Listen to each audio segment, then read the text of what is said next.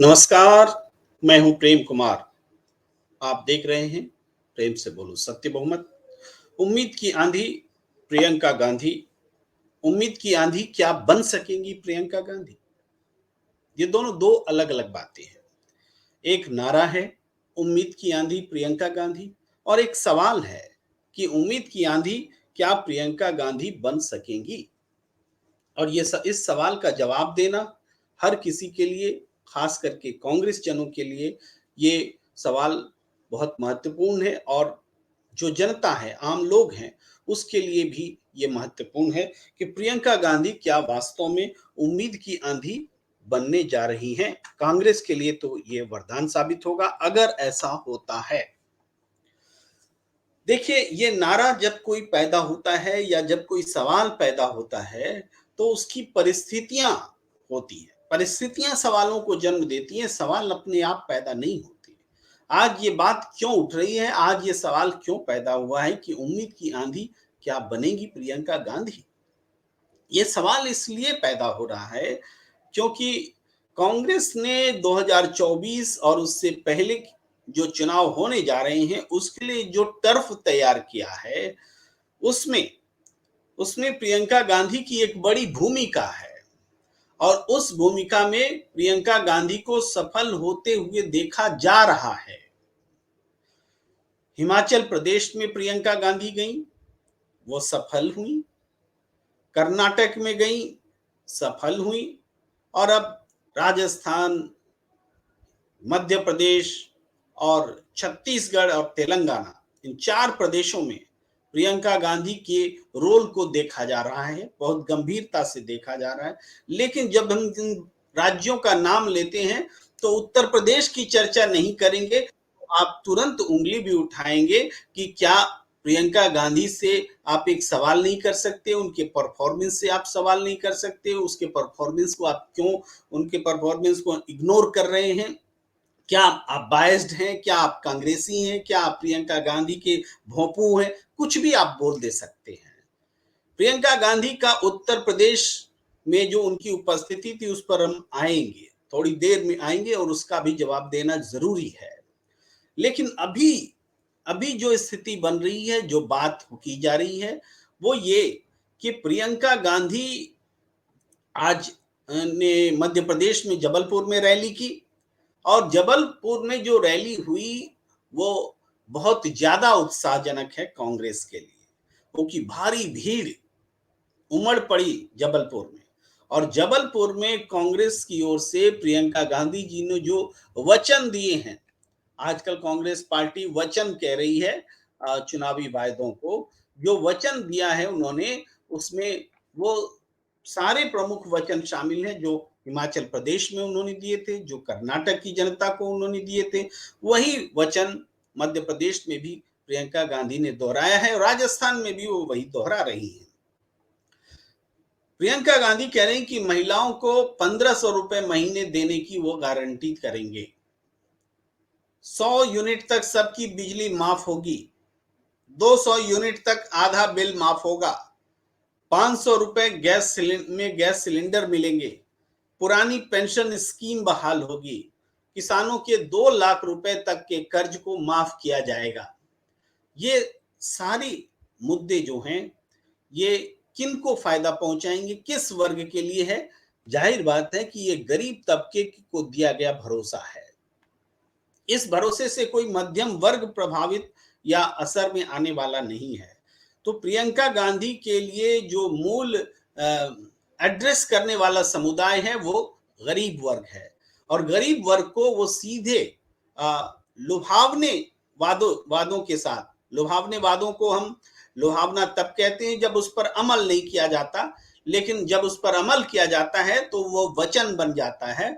तो ये जो भरोसा प्रियंका गांधी दिखा रही हैं कि हिमाचल में जो उन्होंने कर दिखाया, कर्नाटक में जो कर दिखाया, वही काम वो राजस्थान, छत्तीसगढ़, मध्य प्रदेश में भी और तेलंगाना में भी कर दिखाने वाली हैं। तो ये उम्मीद जो पैदा कर रही हैं प्रियंका गांधी, ये उम्मीद की हवा आंधी अगर बन जाती है तो कांग्रेस के लिए 2024 आते आते एक बहुत बड़ा बड़ी, मैं तो अभी नहीं कहना चाहूंगा कि वो सुनामी में बन जाए। सुनामी ऐसे भी मैं नेगेटिव वर्ड मानता हूं, ये तो विनाशकारी वर्ड होता है सुनामी।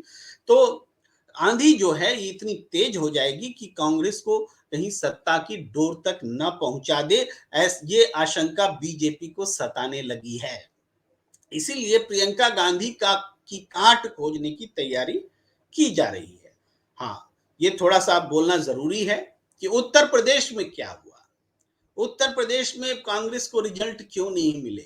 क्या उत्तर प्रदेश में प्रियंका गांधी का कोई जादू नहीं था, कोई आकर्षण नहीं था, पहुंच नहीं थी, कॉन्टैक्ट नहीं था, मेहनत नहीं उन्होंने की? क्या था? उत्तर प्रदेश में ये सब कुछ था, सिवाय इसके कि आंकड़े नहीं मिले। अब कहेंगे कि जब सब कुछ था तो आंकड़े क्यों नहीं मिले? देखिए, उत्तर प्रदेश में लड़की हूं, लड़ सकती हूं का नारा गूंजा और महिलाओं को इसने अट्रैक्ट भी किया। लेकिन उत्तर प्रदेश में प्रियंका गांधी की मेहनत को भुनाने के लिए संगठनात्मक ढांचा उस रूप में खड़ा नहीं हो पाया।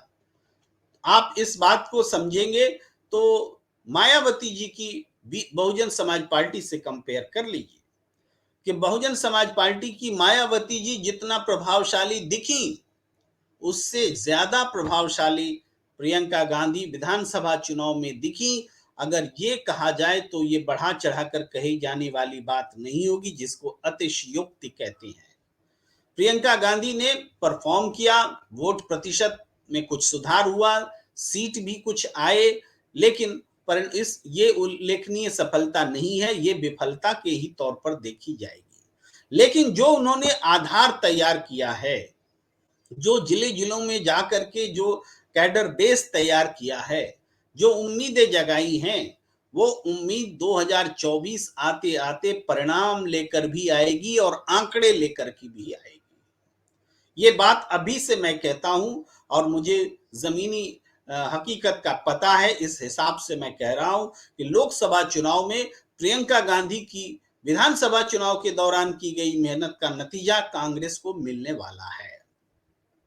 अब इस बात को यहां रहते हुए, हो सकता है आप असहमत हो सकता है मेरी बात को आप नहीं माने सही, लेकिन इस बात को हम यहीं छोड़ते हुए लौटते हैं कि राजस्थान, मध्य प्रदेश, छत्तीसगढ़, तेलंगाना, यहां प्रियंका गांधी ने किस तरीके से मोर्चा संभाला है और आगे भूमिका निभाने जा रही है। एक बात साफ है कि कांग्रेस की जो नीति और रणनीति है, उसको जनता के सामने, जनता की जुबान में समझाने का काम प्रियंका गांधी कर रही हैं। वो शासन क्यों हो, शासन किसके लिए हो, कौन तकलीफ में है, किसको तकलीफ से छुटकारा चाहिए, ये समझ प्रियंका गांधी में है और इसी समझ के आधार पर वह जनता से इंटरेक्ट कर रही है। कि आज आप कंपेयर कीजिए कि नरेंद्र मोदी जी ने उज्ज्वला गैस योजना का कितना जोर शोर से डंका पीटा और इसका फायदा उनको मिला। वो अपनी देश भर की माताओं की आंखों में आंसू पोंछने का जो काम उन्होंने किया, ऐसा कह करके उज्ज्वला योजना को प्रसारित किया। 9 करोड़ 10 करोड़ परिवार को उज्ज्वला योजना से लाभान्वित करने का वो दावा रखते हैं, लेकिन इसकी जो सच्चाई है, उस सच्चाई को प्रियंका गांधी पकड़ रही है। इस उज्ज्वला योजना की सच्चाई ये है कि गैस रिफिल कराने के पैसे लोगों के पास नहीं होते और ये 9-10 करोड़ के बीच का जो आंकड़ा है, उसमें 1 करोड़ लोग तो एक बार से ज्यादा रिफिल करा ही नहीं सकते। दो बार रिफिल कराने वालों की संख्या ही जो है बहुत बड़ी है। तो आप बताइए कि जब रिफिल ही नहीं करा रहे हैं तो उज्ज्वला योजना का फायदा कैसे मिल रहा है? इस चीज को प्रियंका गांधी ने पकड़ा है और वही नारा जो नरेंद्र मोदी जी ने अपने लिए महिलाओं को आकर्षित करने के लिए इस्तेमाल किया, उसको प्रियंका गांधी बहुत खामोशी से अपनी ओर शिफ्ट कर रही हैं कि 500 रुपए में सिलेंडर देंगे। 500 रुपए में सिलेंडर देने का मतलब है कि सिलेंडर के उपयोग के लिए महिलाओं को या परिवार को, जिसकी प्रमुख महिला होती है, उनको तैयार करना। और अगर ऐसा हो सका तो जो बेनिफिट नरेंद्र मोदी जी ले रहे थे उज्ज्वला योजना के नाम पर, वो बेनिफिट कांग्रेस की तरफ शिफ्ट हो जाएगा, क्योंकि आपने निराश किया और कांग्रेस ने उम्मीद बंधाई। ये है प्रियंका गांधी का ट्रिक। अब देखिए, बिजली माफ करना, इसे तो मैं अरविंद केजरीवाल की राजनीति का हिस्सा मानता हूं, जो दूसरी पार्टियां नकल कर रही है, कांग्रेस भी नकल कर रही है।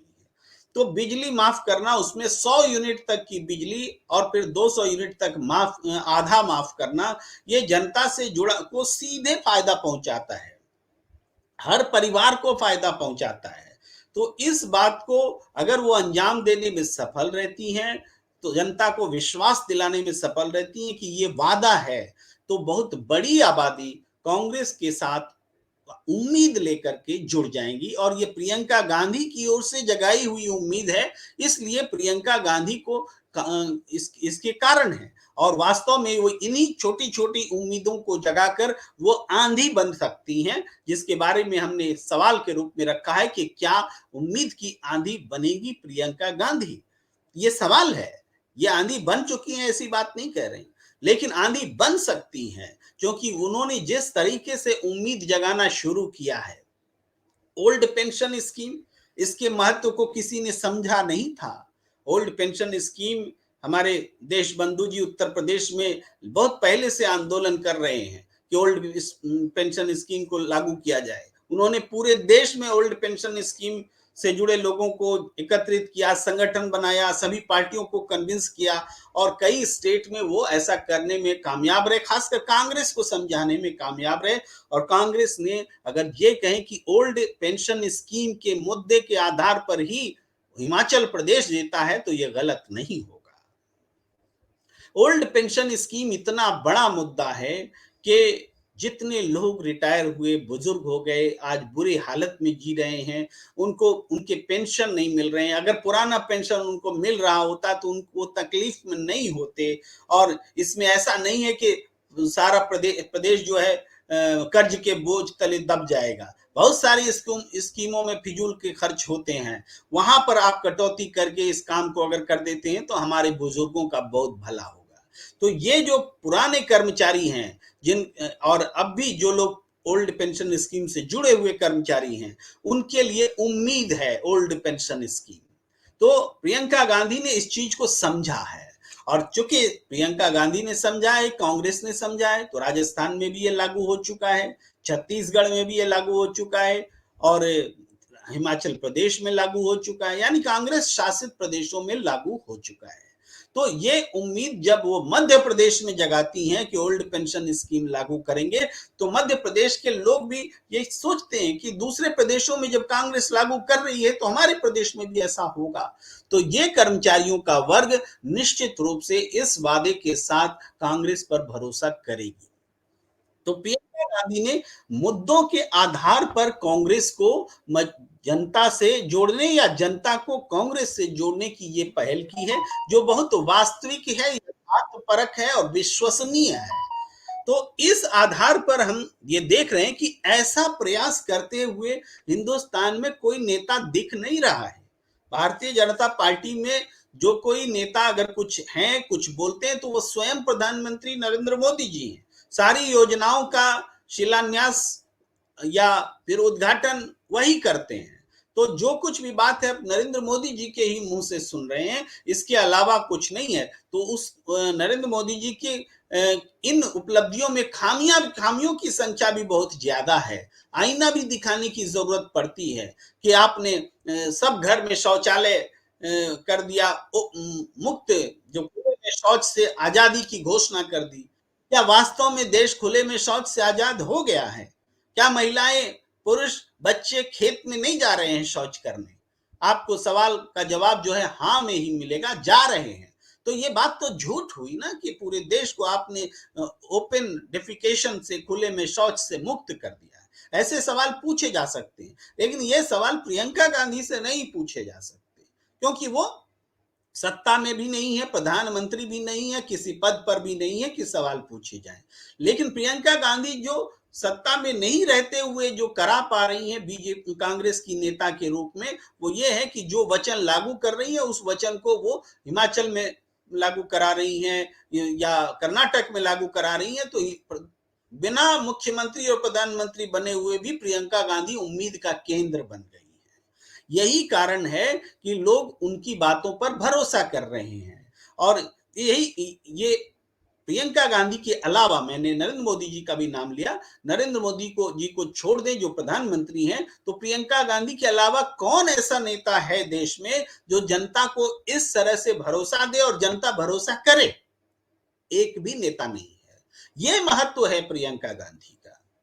अगर इस महत्व के साथ, इस मौजूदगी के साथ, इस एहसास के साथ कि वो विश्वास है, अगर प्रियंका गांधी बढ़ती चली जाती हैं तो ये हवा आंधी का रूप लेगी। कर्नाटक की हवा राजस्थान, मध्य प्रदेश, छत्तीसगढ़ में फिर से और तेज होकर चलेगी और कांग्रेस को इसका फायदा मिलेगा, निश्चित रूप से मिलेगा। और जब ये परिवर्तन कांग्रेस अपने हक में लेकर आ जाती है, यानी अपने प्रदेशों को बचा ले जाती है और बीजेपी से मध्य प्रदेश छीन ले जाती है या फिर तेलंगाना में मजबूत प्रदर्शन कर पाती है, तो कांग्रेस को 2024 में पूरे देश में उम्मीद जगाने से कोई रोक नहीं सकता। मैं सत्ता पाने की बात नहीं कह रहा हूं, उम्मीद जगाना बहुत बड़ी बात होती है। अगर देश के लेवल पर, राष्ट्रीय स्तर पर उम्मीद जगाने में प्रियंका गांधी और फिर राहुल गांधी की भी भूमिका होगी राष्ट्रीय स्तर पर, क्योंकि मेंटोर की भूमिका में वही है। फिजा जो है उन्होंने ही बदला है पूरे देश में, जो भारत जोड़ो यात्रा करके उन्होंने फिजा बदला है, उससे बिल्कुल हवा का रुख बदल गया है। प्रियंका गांधी की विश्वसनीयता बढ़ने का एक बड़ा कारण है कि राहुल गांधी ने एक आधार तैयार किया है। तो यह भी उत्तर प्रदेश के चुनाव और अब में फर्क आया है, ये इस बात का भी जिक्र होना चाहिए। तो यही कारण है, इन्हीं कारणों को देखते हुए हम देख रहे हैं कि उम्मीद की आंधी बनती हुई दिख रही है प्रियंका गांधी। ये उम्मीद की आंधी बन सकती है और हम तो थोड़ा सतर्क होकर बच कर करके बोल रहे हैं, चूंकि हमारी अपनी मर्यादा है। मैं एक पत्रकार हूं, मैं कांग्रेसी नहीं हूं, लेकिन एक कांग्रेसी तो इस बात को डट करके बोलेगा कि प्रियंका गांधी आंधी बन रही है। ये वक्त का तकाजा है, ये संदेश है। इस बात को अगर कांग्रेसी पकड़ लेते हैं तो इस प्रियंका गांधी के महत्व को कांग्रेसी ही नहीं समझ रहे हैं। मैं ये कहूंगा, अगर उनके महत्व को कांग्रेसी समझने लग जाए तो आम जनता में तो विश्वास पैदा हो रहा है, ये दिख रहा है। और कांग्रेसी जब, यानी कार्यकर्ता जब जनता से कनेक्ट हो जाएंगी, प्रियंका गांधी तो कनेक्ट कर ही रही हैं, तो पूरे देश में, पूरे प्रदेश होते हुए, एक एक प्रदेश होते हुए कांग्रेस को पूरे देश में इसका फायदा मिलेगा। इन्हीं अर्थों में उम्मीद की आंधी बनी है प्रियंका गांधी। इस बातचीत में फिलहाल इतना ही। हम समसामयिक विषयों पर चर्चा के लिए आते रहेंगे आपके पास। हमें दीजिए इजाजत। नमस्कार।